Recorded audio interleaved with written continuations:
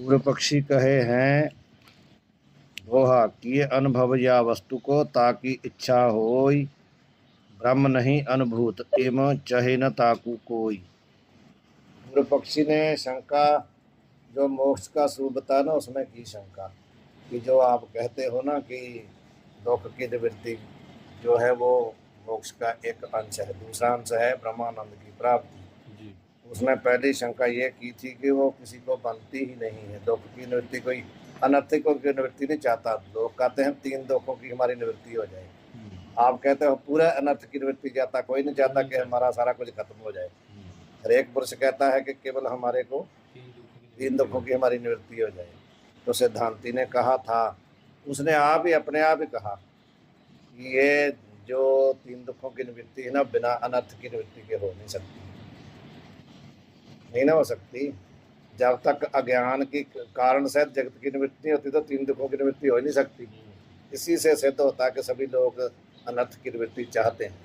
ये हो गया समाधान।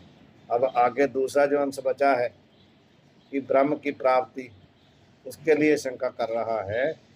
वो कहता है इच्छा उस चीज की होती है जो पहले अनुभूत की होती है, अनुभव की होती है ना जो वस्तु, कोई भी जिस वस्तु का आपने पहले अनुभव किया है उसी को दोबारा प्राप्त करने की इच्छा होती है। तो ब्रह्म का तो अभी तक किसी ने अनुभव किया नहीं, जिसने अनुभव किया नहीं उसको प्राप्ति की इच्छा कैसे होगी। इसलिए आपका दूसरा अंश जो है वो भी कोई नहीं चाहता, ब्रह्मा की प्राप्ति कोई नहीं चाहता। वही कह रहे हैं कि ये अनुभव जा वस्तु को ताकि इच्छा होई, जिस वस्तु का अनुभव किया होता है उसकी इच्छा होती है। तो ब्रह्म नहीं अनुभूत एम, अब तक तो किसी ने अनुभव किया नहीं तो चहनता को कोई, इसलिए उसको कोई नहीं चाहता। ये भी आपका जो आपने स्वरूप बताया है वो सिद्ध नहीं होता।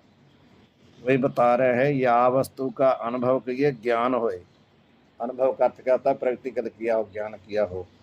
ता वस्तु की प्राप्ति की इच्छा होवे है, या वस्तु का ज्ञान होवे नहीं ताकि प्राप्ति की इच्छा भी होवे नहीं। एक दृष्टांत है, जैसे अन्य देश के अनंत पदार्थ अज्ञात हैं। जैसे हम लोग यहाँ हैं तो हमारे को अमेरिका कनाडा के जितने पदार्थ हैं अज्ञात हैं, हमने देखे नहीं। तिनकी प्राप्ति की इच्छा काहू पुरुष को होवे ही नहीं, जब देखे नहीं तो इच्छा किसकी होगी। अधिकारी पुरुष को ब्रह्म का ज्ञान है नहीं, और जाको ब्रह्म का ज्ञान है सो अधिकारी नहीं किंतु मुक्त है। जो जिज्ञासु है उसको तो अभी ज्ञान नहीं हुआ, तो जिसको ज्ञान हो गया है वो मुक्त है। तो ना जिज्ञासु को इच्छा है ना मुक्त को इच्छा है, इच्छा हो ही नहीं रही। ताकू ब्रह्म प्राप्ति की इच्छा बने नहीं, जाते वेदांत श्रवण तय पूर्व अज्ञात जो ब्रह्मता की प्राप्ति की इच्छा बने नहीं। इस रीति से अज्ञान सहित जगत की निवृत्ति और ब्रह्म की प्राप्ति रूप जो मोक्ष ताकि इच्छा काहू को बने नहीं, जाते मुमुक्षु कोई है नहीं। ये शंका उसने की है, जब किसी को इच्छा ही नहीं तो मुमुक्षु कहाँ से आएगा। तो मुमुक्षता बने नहीं, जाते वैराग्य आदि के भी बने नहीं। जब मोक्ष की इच्छा ही नहीं किसी को होती तो उसके साधन भी तो व्यर्थ हो जाएंगे। वैराग आदि की इच्छा किसको क्या नहीं, जब उसको मोक्ष चाहिए तो फिर तो करे, जब उसको मोक्ष की इच्छा ही नहीं तो उसके साधनों की इच्छा नहीं होगी तो ये भी व्यर्थ हो जाएंगे, जो सबका ही काट रहा है। अन्य रीति से अधिकारी का अभाव बता रहे हैं। पहले एक तो बता दिया कि इच्छा नहीं इसलिए अधिकारी नहीं है, और दूसरा और रीति से बता रहे हैं। टिप्पणी तो नहीं कोई बची इसकी अभी, टिप्पणी तो नहीं बची। पूर्व पक्षी प्रतिपादन करे हैं दोहा, चहत विषय सुख सकल जब नहीं मोक्ष को पंथ अधिकारी जाते नहीं। पढ़े सुने जो ग्रंथ कभी लिखना सार्थक है यदि कोई उसका अधिकारी हो, जब अधिकारी नहीं तो ग्रंथ का लिखना सार्थक नहीं हो जाएगा। कह रहे हैं संसार के जितने लोग हैं ना वो सब विषय सुख को चाहते हैं, स्वरूप सुख को कोई नहीं चाहता। चाहे तो विषय सुख सकल जाने, जितने लोग हैं संसार के वो विषय सुख की चाहना करते हैं। नहीं मोक्ष को पंथ, कोई भी मोक्ष का स्वरूप का रास्ता नहीं चाहता, नहीं किसी को इच्छा है। अधिकारी जाते नहीं, इसलिए कोई अधिकारी नहीं है। पढ़े सुने जो ग्रंथ जो है आपके ग्रंथों को पढ़ेगा। जब कोई अधिकारी नहीं था आपके ग्रंथ को क्यों पढ़ेगा, ग्रंथ ही आपका निष्फल हो जाएगा जी। सर्व पुरुष विषय सुख को चाहे हैं, और जा कोई सकल विषय का त्याग करके तप विषय अरूढ़ है, सो भी परलोक के उत्तम भोग की इच्छा करके नाना क्लेश सहारे है। पहली बात तो ये है कि सब लोग इस विषय सुख को ही चाहते हैं। तो यदि कोई विषय सुख का त्याग करके तपस्या में लगा हुआ है तो वो कहता है स्वर्ग का सुख। वो भी स्वर्ग के सुख के लिए ही लगा हुआ था, इसलिए वो भी अनेक कष्ट सहार रहा है कि मेरे को परलोक में जाकर के स्वर्ग मिले। याते इस लोक का अथवा परलोक का विषय सुख सर्व चाहे है। या तो कोई यहाँ का सुख चाहता है, ये यहाँ के छोड़ करके कोई लगा है तो वो परलोक का सुख चाहता है। सो विषय सुख मोक्ष विषय है नहीं, मोक्ष में तो वो सुख है नहीं। याते मोक्ष का पंथ कहिए साधना, पंथ का अर्थ है साधना। ताकू कोई पुरुष चाहे नहीं, इस रीति से मोक्ष की इच्छा रूप मुमुक्षुता बने नहीं। जो एक अंश था ना वो कहते बनता नहीं है। सकल पुरुष को विषय सुख की इच्छा होवे है, यहाँ ते वैराग्य साम दाम उपरति भी काहू विषय बने नहीं। जब किसी को सुख की ही मोक्ष की ही इच्छा नहीं तो उसके साधन को भी नहीं चाहेगा वो। यहाँ ते चतुष्ट साधन सहित अधिकारी का अभाव होने ते ग्रंथ का आरंभ निष्फल है। ग्रंथ को भी काट दिया, अधिकारी को भी काट दिया, ग्रंथ को भी, अधिकारी का और ग्रंथ का भी संबंध खत्म कर दिया। और ब्रह्म जो है वो विषय है परमानंद की प्राप्ति और दुख की निवृत्ति, उसको भी काट दिया। जब ग्रंथ ही निष्फल है तो वो भी निष्फल हो जाएंगे। आथ विषय खंडना, ये तो अधिकारी का खंडन किया पूर्व पक्षी ने। अब विषय जो अनुबंध है ना दूसरा, उसका खंडन कर रहा पूर्व पक्ष। जीव ब्रह्म की एकता, विषय क्या है? जीव ब्रह्म की एकता है ना जिस ग्रंथ का जी, तो कहते वो बनता नहीं दोहा। जीव ब्रह्म की एकता कहे विषय सो पूर क्लेश रहित विभु ब्रह्म एक जीव क्लेश को मूर। हम कहते हैं आपने जीव ब्रह्म की एकता जो विषय कहा था वो झूठा है, पूर का भाव झूठा है, सही नहीं है। जो कहते हैं आपने ग्रंथ में विषय प्रतिपादन किया है ना जीव ब्रह्म की एकता, वो आपका झूठ है, मिथ्या है, वो नहीं बनता। क्यों नहीं? क्लेश रहित विभु ब्रह्म एक, जो ब्रह्म है उसमें कोई किसी प्रकार का कोई क्लेश नहीं है। एक है, एक में कोई क्लेश होता ही नहीं। क्लेश होता तो दृष्ट होता, दो में होता। वो एक है इसलिए उसमें कोई किसी प्रकार का क्लेश है ही नहीं। और जीव क्लेश को मूल, जीव है वो क्लेशों का मूल है, उसमें क्लेश ही क्लेश है। तो क्लेश रहित और क्लेश सहित वाले का एकता नहीं ना हो सकती, बनती नहीं, इसलिए आपका विषय सही नहीं है, झूठ है। पूर्व कहे जो जीव ब्रह्म की एकता या ग्रंथ का विषय है सो संभव है नहीं, वो नहीं बनता। काहे थे? ब्रह्म तो अविद्या अस्मिता राग द्वेष अभिनिवेश, ये पांच प्रकार के, ये पांच प्रकार के क्लेश होते हैं। ये जो लिखे हैं, जब क्लेशों की बात करता है तो ये पांच याद कर लेने चाहिए। कौन कौन से हैं? अविद्या अस्मिता राग द्वेष अभिनिवेश, इन पंच क्लेशन ते रहित है कौन? ब्रह्म। और जीव में जो पांचों ही हैं। अब इन पांचों का अलग अलग नीचे इनका जो है ना टिप्पणी में स्वरूप दिया है। अविद्या किसको कहते हैं, अस्मिता किसको कहते हैं, राग किसको कहते हैं, द्वेष किसको कहते हैं, अभिनिवेश किसको कहते हैं, वो टिप्पणी में पढ़ेंगे। एक तो ब्रह्म इन पांच क्लेशों से रहित है और विभु कहिए व्यापक है। एक है सजातीय भेद से रहित है, काहे थे? ब्रह्म के सजातीय और ब्रह्म है नहीं।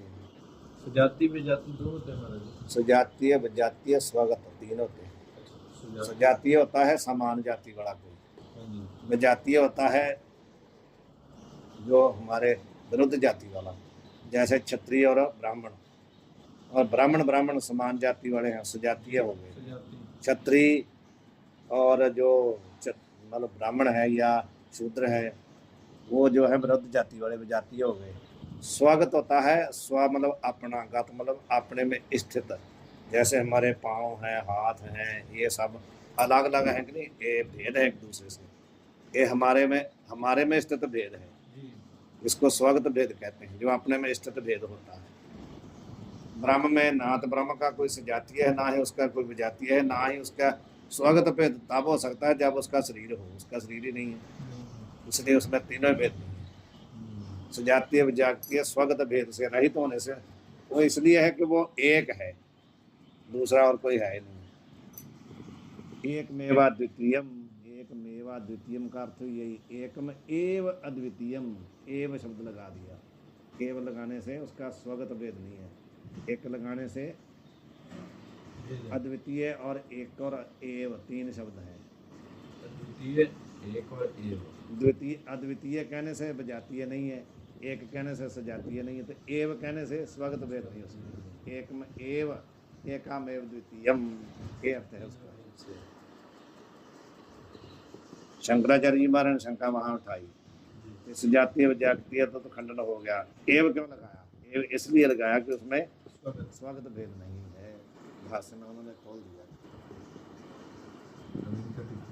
ये हो गया। टिप्पणी पढ़े पहले। जो विचार के किए हुए होवे नहीं सो अविद्या कहिए है। जो विचार करने के बाद निवृत्त हो जाती है उसको कहते हैं अविद्या। जो विचार के बाद नष्ट हो जाए, ज्ञान आने के बाद ज्ञान, वही विचार करने के बाद अविद्या निवृत्त हो जाएगी ना, उसको अविद्या कहते हैं। जो विचार करने के बाद नहीं रहती उसका नाम है अविद्या। सो अविद्या दो प्रकार की है, मूला विद्या, तूला भेद से दो भांति की है। एक मूला विद्या, एक तूला विद्या। ये बहुत कंठ करने वाली बातें हैं सब। अब बता रहे हैं कि मूला तूला विद्या क्या है। जो शुद्ध चैतन्य को ढापे सो मूला विद्या, जो अधिष्ठान को ढकती है ना वो है मूला विद्या। जो अध्यस्त को ढकती है वो है तूला विद्या। घटपट आदि उपाधि वाले चैतन्य को ढापे सो तूला विद्या। ठीक है, जो वशिष्ठ को ढकती है ना उसको कहते हैं तूला। जो अधिष्ठान को ढकती है उसको कहते हैं मूला विद्या। समझ के ये ख्याल रखना। उसमें भी आगे जो मूला विद्या है वो दो प्रकार की है, कार्य और कारण भेद से दो प्रकार की है। अन्य विषय अन्य की बुद्धि रूप प्रतीति जो है सो कार्य रूप अविद्या है। अन्य में अन्य की प्रतीति, तो ये बात आ गई ना। अब कह रहे दो प्रकार की है, कौन? तूला विद्या, एक कार्य रूप एक कारण रूप। पहले कार्य रूप का स्वरूप बताया, अन्य विषय अन्य की बुद्धि, आत्मा में अनात्मा बुद्धि, अनात्मा में आत्मा बुद्धि, ये होगी कार्य विद्या। अब आवरण विक्षेप शक्ति वाली अनादि भाव रूप जो है सो कारण अविद्या है। आवरण विक्षेप शक्ति वाली और अनादि और भाव रूप इसको कहते हैं। ये सब उसमें आएगा वेदांत चार में। उन्होंने वहाँ पर यही दिया, वहाँ का ये वहाँ से लाए, उसको कहते हैं कारण विद्या। अब उसमें से पहले कार्य विद्या का उदाहरण देते हैं, दृष्टांत देते हैं जो आपने पूछा था। आत्मा देह आदिक विषय आत्म बुद्धि। जो अनात्मा है ना, देह है मतलब इंद्रिय है, कर्ण जो प्राण है, ये जो संघात है इसमें आत्म बुद्धि होना, यह है कार्य विद्या। आत्म बुद्धि कैसा है? इसको आत्मा मानना, अनात्मा को इसको ही अपना आप मानना।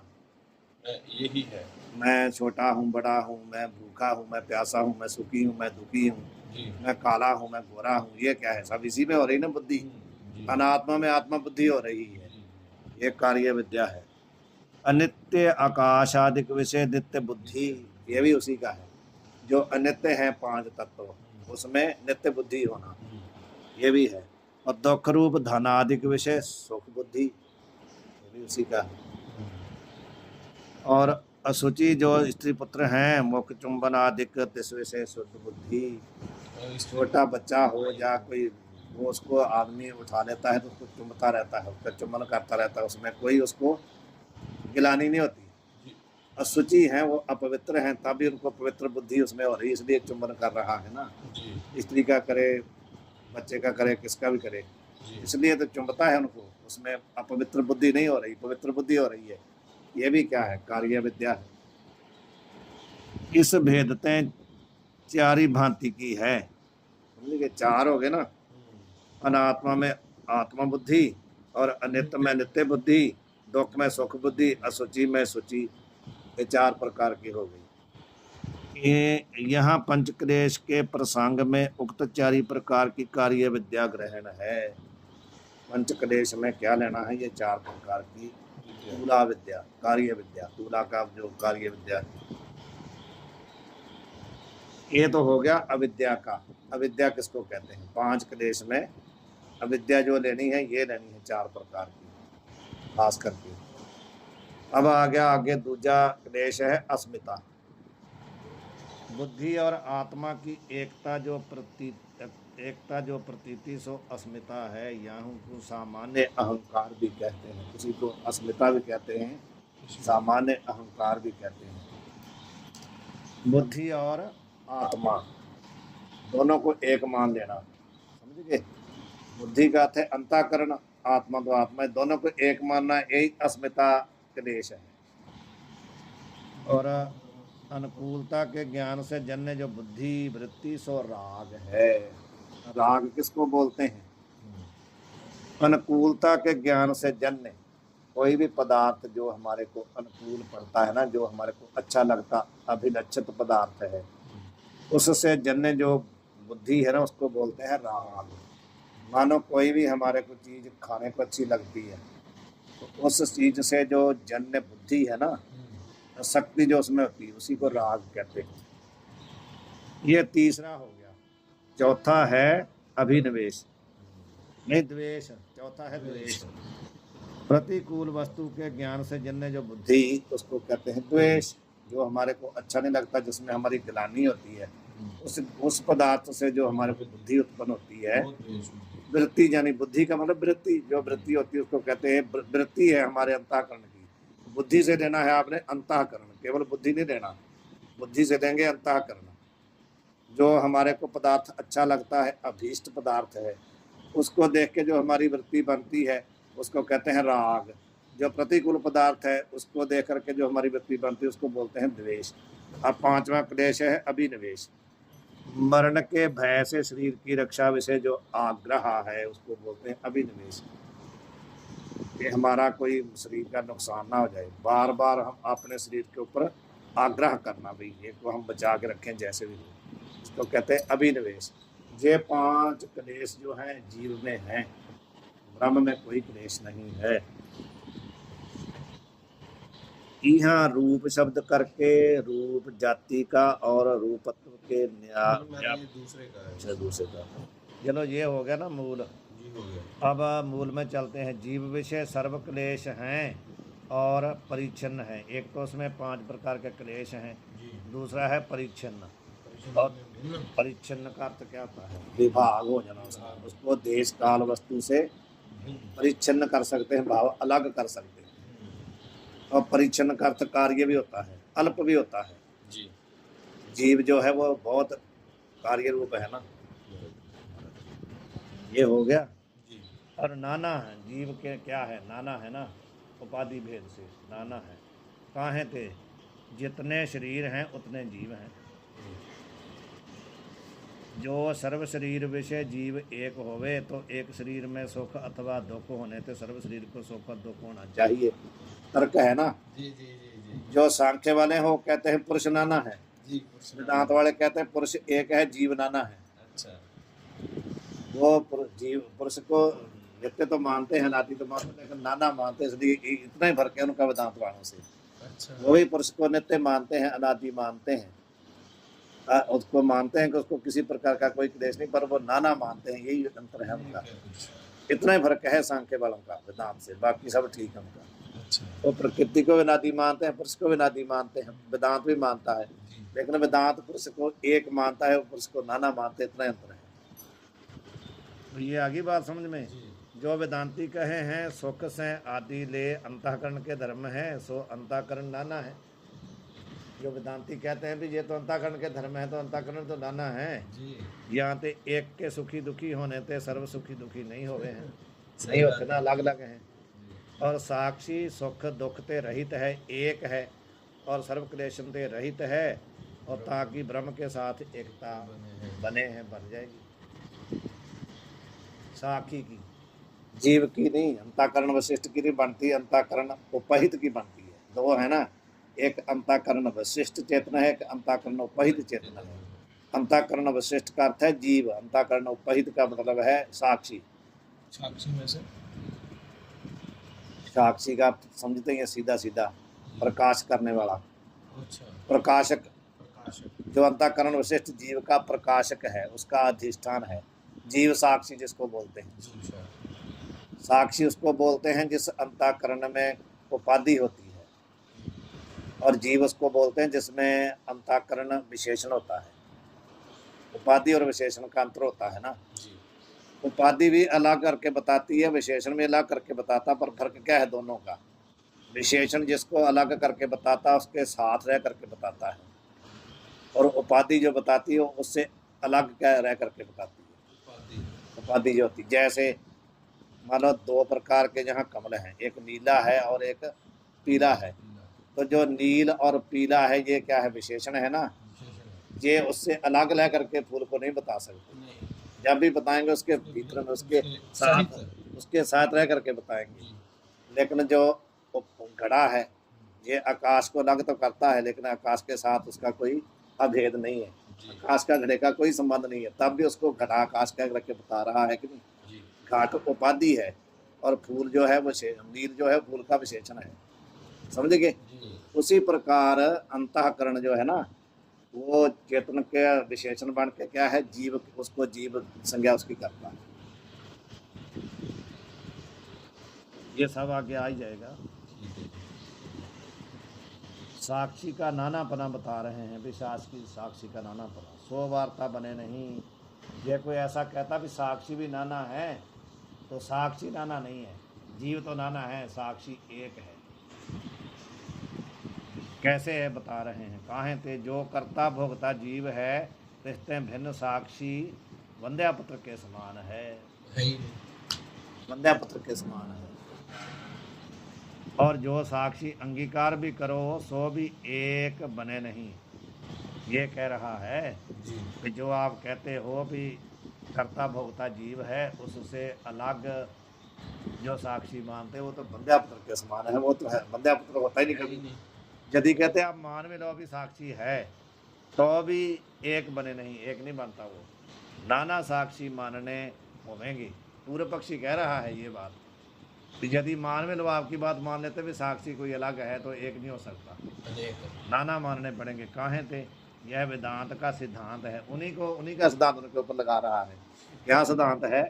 अंतःकरण और सुख दुख से आदि लेके अंतःकरण के धर्म, ये इंद्रिय और अंतःकरण के विषय नहीं किंतु साक्षी के विषय हैं। ये कहते हैं आपका सिद्धांत है कि अंतःकरण के धर्म और सुख दुख आदि किसके विषय हैं? साक्षी साक्षी के। इनको साक्षी ही प्रकाशित करता है। काहे थे? इंद्रिय तो पंचीकृत भूतन को विषय करे हैं, इनको न कर सकते। इंद्रिय द्वारा तो आप पंचभूतों को ही विषय कर सकते हो। अंतःकरण के धर्म या सुख दुख आदि को आप इंद्रियों के द्वारा विषय नहीं कर सकते। यहाँ पे इतना भेद है, और तिनके कार्य नेत्र इंद्रिय और रूपमान जो वस्तु है, ताके रूप को रूप के आश्रय को दोनों आँखों विषय करे है। आगे और बताते हैं, और सूक्ष्मता में जाओ कि इंद्रिय क्या करते हैं? रूप को और रूपमान को। जी जो नेत्र इंद्रिय है वो क्या करेगा? रूप को और रूप वाले को दोनों को विषय करेगा। जो श्रवण है वो शब्द को और शब्द वाले को विषय करेगा। ऐसे ही पांच ज्ञान इंद्रिय जी उनके विषयों को और विषय वाले को दोनों को करते हैं ना विषय। जी जैसे नील पीतादिक घट का रूप और तेस रूप के आश्रय घट को नेत्र इंद्रिय विषय करे है। त्वचा इंद्रिय भी स्पर्श को और ताके आश्रय को दोनों को विषय करे। रसना घ्राण श्रवण ये तीन तो रस गंध शब्द मात्र को विषय करे, ये उनके आश्रयों को विषय नहीं करते। कहते इंद्रियों में इतना फर्क है। दो इंद्रिय तो ऐसे हैं जो उनके विषय और विषय वाले उसके आश्रय को दोनों को विषय करते हैं। तीन इंद्रिय ऐसे हैं जो केवल विषय को ही ग्रहण करते हैं, विषय को ही स्पर्श करते, दूसरे उसके आश्रय को नहीं विषय करते। जिनके आश्रय को विषय करे नहीं, जाते इन तीनों से तो अंतःकरण का ज्ञान बने नहीं। इन तीनों से तो अंतःकरण का ज्ञान हो नहीं सकता। ये विषय का ग्रहण करते ये केवल विषय का ग्रहण करते हैं। नेत्र से तथा त्वचा से अंतःकरण का ज्ञान बने नहीं। बाकी बचे दो, नेत्र और वो पढ़ते हैं, मूल पढ़ने। नेत्र नेत्र और त्वचा दो बचे ना, जी। तो कहते इनके द्वारा भी नहीं होता। काहे थे पंचीकृत भूत अथवा पंचीकृत भूतन का कार्य जो रूपवान अथवा स्पर्शवान होवे सो नेत्र और त्वचा का विषय होवे है। नेत्र और त्वचा का विषय कौन होता है? पंचीकृत भूत अथवा पंचीकृत भूतन का कार्य।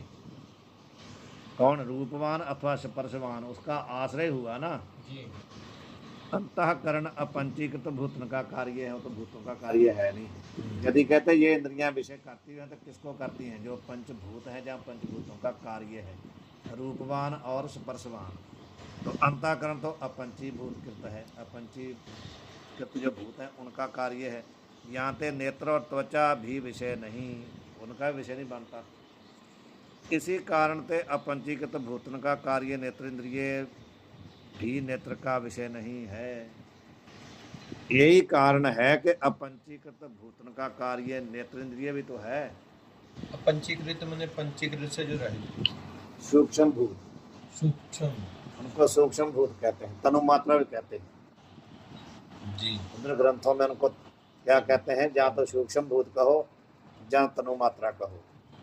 जिनका अभी जो इनका पंचीकरण नहीं हुआ, सूक्ष्म रूप में है, जब सृष्टि उत्पन्न होती है उस समय वही है, उनको सूक्ष्म भूत भी कहते हैं, तनु मात्रा भी कहते हैं। वो पंचीकृत उसी वो पंचीकृत का कार्य है, उसी का कार्य। इस समय पंचीकृत नहीं हुआ, अभी वो नहीं हुआ। सूक्ष्म सृष्टि जिसको बोल देते हैं। अभी वो नाश हो गया। नहीं, नाश नहीं हुआ, वो तो है तो वो भी है। पंचीकृत भी है। पंचीकृत भूतों का कार्य क्या है? अब पंचीकृत भूतों का कार्य है 5 तत्व। पंचीकृत भूत 5 तत्व अपंचीकृत में भूत हो जाते हैं ना। नहीं, वो तो जब प्रलय होगी तब होंगे। अब तो अलग अलग हैं दोनों अलग हैं, पंचीकृत भी हैं, अपंचीकृत भी हैं, हाँ दोनों हैं। ये कह रहे हैं कि इसी कारण से अपंचीकृत भूतन का कार्य नेत्र इंद्रिय भी नेत्र का विषय नहीं बनता। नेत्र इंद्रिय कहाँ से उत्पन्न हुए हैं? अपंचीकृत पंचभूतों से। तो नेत्र को भी नेत्र से नहीं देख सकते ना हम लोग। नहीं देख सकते। क्यों नहीं देख सकते? क्योंकि अपंचीकृत भूतन का कार्य है, सूक्ष्म कार्य है। हाँ, किसी का विषय नहीं बनता। वो नेत्र भी नेत्र का विषय नहीं बनता। कैसे मारा? नेत्र को नेत्र नहीं देख सकता। आप दूसरे के नेत्र को देख सकते हो, अपने नेत्र को आप अपने नेत्र से नहीं देख सकते ना। क्यों नहीं देख सकते? क्योंकि अपंचीभूत के कार्य है ये। प्रतिबिंब से तो दिख रहा है, वो अलग बात है ना, नेत्र का विषय तो नहीं बनता ना। शीशे में देखो तो अलग बात है, वैसे आप अपने नेत्र को नहीं देख सकते ना। ऐसे जैसे नहीं देख सकते, ऐसे नहीं देख सकते, यही बात है। और बाह्य वस्तु इंद्रिय का विषय होवे है। जो बाह्य वस्तु है, पंचीकृत पंचभूतों से बनी हुई वस्तु है, वो इंद्रिय का विषय होता है। जो अपंचीकृत भूतों से बने हुए सूक्ष्म तत्व है ना, सूक्ष्म, वो नहीं इंद्रिय का विषय मानते। और अंतःकरण इंद्रिय की अपेक्षा में अंतर है, बाह्य नहीं ना है। इंद्रियों की अपेक्षा क्या है? सूक्ष्म है। अंतर का अर्थ होता है सूक्ष्म। अंतर का अर्थ अंदर भी होता है, अंतर का अर्थ सूक्ष्म भी होता है। जो अंतराकरण है वो इंद्रियों की अपेक्षा सूक्ष्म है, इसलिए इंद्रियों का विषय नहीं बनता। वो जानते भी इंद्रियों का विषय नहीं। टिप्पणी पढ़नी है। टिप्पणी पढ़ के यहाँ से कहाँ से पढ़नी? यहाँ रूप शब्द करके रूपत्व जाति का और रूपत्व के व्याप्य नाम अंतर्गत शुक्लत्व नीलत्व आदि सप्त जाति का भी ग्रहण है। ये टिप्पणी किसकी है? ये इसी के 1 नंबर की नेत्र आदि की, ये इसकी नहीं, ये यहाँ पर कहते हैं जो रूप कहा था ना, रूप को और रूप के आशय को दोनों को विषय करता है। रूप से आपने क्या क्या लेना है? रूप शब्द करके एक तो रूपत्व जाति लेनी है, और दूसरा रूपत्व के व्याप्य नाम, जो रूपत्व के व्याप्य जाति है, शुक्लत्व है, नीलत्व है, पीतत्व है, ये भी लेना साथ में रूप करके। सप्त जो है ये भी लेने हैं। रूपत्व व्यापक है, नील पीतत्व क्या है? व्याप्य है। व्यापक जाति भी लेनी है, व्याप्य जाति भी लेनी है, दोनों लेने रूप से। भाव जो रूपत्व से सारा ही ले लेना, नील पीतत्व सब ले लेना। यहाँ स्पर्श शब्द आगे है, स्पर्श, तो यहाँ स्पर्श शब्द करके स्पर्श के आश्रय स्पर्शत्व जाति का और स्पर्शत्व के व्याप्य कौन है, कठिनत्व कोमलत्व आदि, उनको भी लेना है। ये सब न्याय पढ़ने से ही समझ में आता है। जी जब न्याय में जाएंगे तो ये सब पता चलता है। यहाँ हो गया, आ गया रास गंध और शब्द, तीन आगे ना। जी आगे तो कहते हैं इन तीनों करके क्रम से रसत्व गंधत्व और शब्दत्व, इन तीन जातिन का और रसत्व के व्याप्य कौन हुए, मधुरत्व आदि जी हाँ जी मीठा भी छठ जातिन, और गंधत्व के व्याप्य कौन है, सुगंधत्व दुर्गंधत्व, और इनका ग्रहण और शब्द रूप शब्दत्व रूप व्यापक नाम अधिक देशवर्ती जाति के व्याप्य कहिए, न्यून देशवर्ती तारतम्य। शब्दत्व तो एक ही है, लेकिन यहाँ लेना है देश भेद से। कोई शब्दत्व ऐसा है जो अधिक देश में व्याप्त है, देश में अधिक देश में व्यापक शब्द नहीं है। जैसे कोई मनो चल रहा है, कोई स्पीकर लगा हुआ है, तो अधिक देश में जो शब्द है उसमें शब्दत्व अधिक देश में है। जी वैसे कोई बिना स्पीकर के दूर खड़ा होकर के आपको बुला रहा है, जी अंदर चल रहा है, शब्द नहीं, शब्द तो चल रहा है लेकिन अंदर है, कोई स्पीकर नहीं लगा, कुछ नहीं, तो वो न्यून देश में है। कम देश में हाँ, तो शब्दत्व से दोनों ले लेना, अधिक देश व्यापक जो है वो भी, न्यून देश जो अधिक देश में हुआ व्यापक, व्यापक जो न्यून देश में हुआ व्याप्य, तो शब्दत्व से दोनों का ग्रहण करना, ये बताया इन्होंने। तो यथा योग्य जान लेना, आपने कहते इसको समझ लेना यथा योग्य।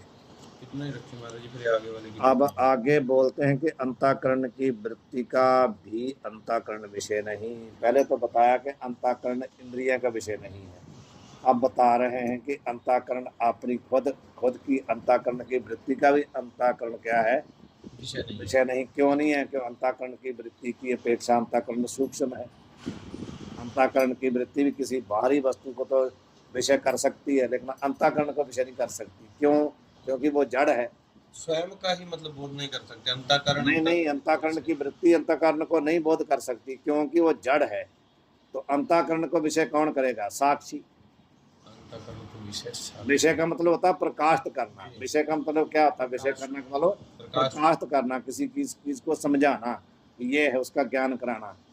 जहां में विषय शब्द आएगा, विषय करना, वहां प्रकाश करना होता है।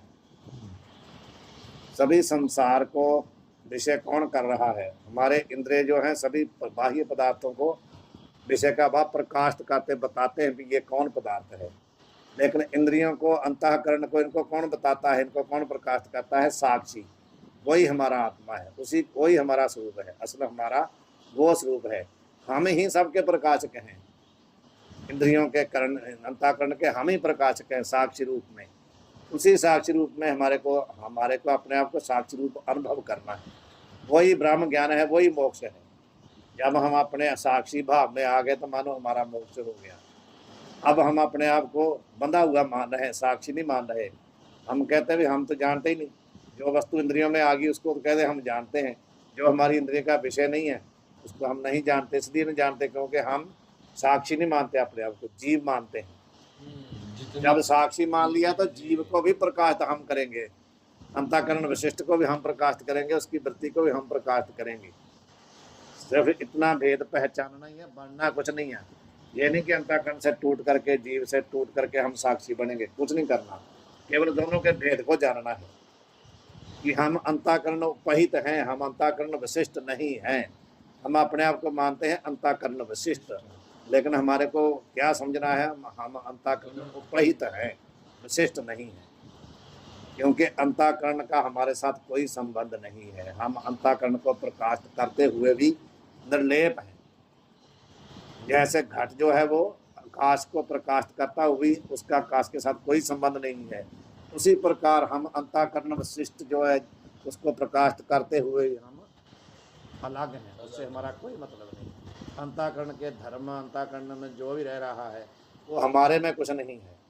लेकिन हम मान रहे हैं ना, अंतःकरण में राग द्वेष है तो हम मानते हैं कि मेरे को राग हो गया, मेरे को द्वेष हो गया। अंतःकरण में भूख प्यास है तो हम मान रहे हैं मैं भूखा हूँ, मैं प्यासा हूँ। और स्थूल शरीर में जन्म मरण है तो हम मान रहे हैं कि मैं जन्म बड़ा हूँ, मैं इतना बड़ा होगा, मैं मर जाऊंगा। ये हम तब मानते जब हम अंतःकरण विशिष्ट अपने आप को मान रहे हैं। जब हम अपने आप को अंतःकरण उपहित मान जाएंगे तो ब्रह्म ज्ञान हो गया, मानो मुक्त हो गए हम। उसी का निश्चय है। बस इतना ही है। जैसे ग्रंथों का पढ़ने का सार यही है कि अंतःकरण उपहित हमारे को साक्षी बनना है। जो साक्षी होता है ना, वो जा करके जैसे कचहरी में गवाही देता है, उसका दोनों के साथ कोई संबंध नहीं होता। जो आदमियों का दोनों का झगड़ा है ना, उसका दोनों से कोई मतलब नहीं है। वो केवल उनको देखने वाला था कि मैंने देखा है, लग रहे साक्षी हैं। था वो। साक्षी का मतलब गवाह। जी, गवाह था। ऐसे ही हम हैं। ये जो मर्जी करते रहे, अंतःकरण इंद्रियां जो मर्जी करते रहे, हमारा इनके साथ कोई मतलब नहीं, क्योंकि हम इनके प्रकाश के हैं। हम इनको देख रहे हैं कि आंखें क्या कर रही है, कान क्या कर रहे हैं, नाक क्या कर रहा है, हम देख रहे हैं ना। सृष्टि के कारण इसमें है। देखने वाले का संबंध उसके साथ कुछ नहीं होता, लेकिन हम देखते हुए भी अपने आप को आंखें ही मान रहे हैं, नाक कान ही मान रहे हैं, शरीर ही मान रहे हैं। देखने वाले बनना है। जो दिख रहा है वो नहीं बनना, दृश्य नहीं बनना, दृष्टा बनना है। लेकिन दृष्टा भी तब तक है जब तक दृश्य है। जब दृश्य नहीं तो दृष्टा कहाँ से आ गया? कोई नहीं आएगा ना। इसलिए जो पे हम ना पाप ग्रंथा अहे अनंता पतत पावन नाम कैसे होता। रविदास जी कहते हैं, जी, यदि मेरा नाम पापी है तभी तो तेरे को लोग पाप खंडन या कुछ नहीं। पाप खंडन कहते हैं ना। पतत पावन कहते हैं, मैं पतत हूँ तभी तो आप पावन हो। जी, तो यदि मैं है ही नहीं पतत, फिर आप पावन कहाँ से आ गए? आपको कोई जानेगा नहीं। प्रभते जन जानीजे जानते स्वामी। जान करके ही स्वामी का नाम है, स्वामी करके ही जन है। जी, भाव बाद में तो दृष्टा दृश्य जो है ना, ये भी सब दर्शन दृष्टा दृश्य जो त्रिपुटी है, ये भी बाद में खत्म करनी है। लेकिन पहले अपने आप को दृष्टा मानना है, साक्षी। साक्षी तभी तक है जब तक दृश्य है। जब दृश्य नहीं तो फिर साक्षी भी नहीं, दृष्टा भी नहीं। यही है। ठीक है महाराज जी। जी। वाहिगुरु जी का खालसा, वाहिगुरु जी की फतेह। चलिए तो ठीक है।